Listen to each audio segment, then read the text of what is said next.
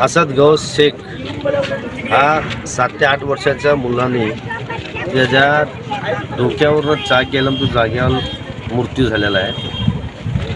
त्याचा मामा इरफान बागलकोटेने त्यांना घेऊन घरकुलला जात असताना भरघोस वेगाने याला टेम्पो, त्यामध्ये माती, रस्ता कच्चा असल्यामुळे धुराळा उडता दिसत नाही।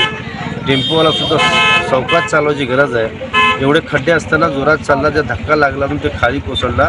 मागचा चाक त्या मुलाच्या डोक्यावरून गेलेला आहे। त्यासाठी त्या मुलांनी, त्याच्या आईंनी हैदराबादवरून सुट्ट्या शाळेचे मिळाले म्हणून सोलापुरात भावाकडं आईकडं आली होती।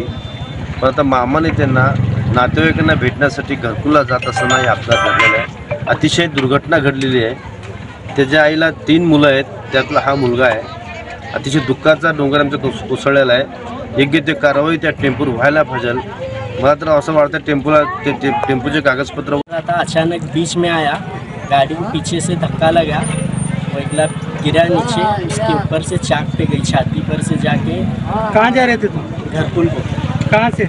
इधर नई जिंदगी हयाज कैंटीन के पास से घरकुल, अभी आधा घंटा पहले हुआ।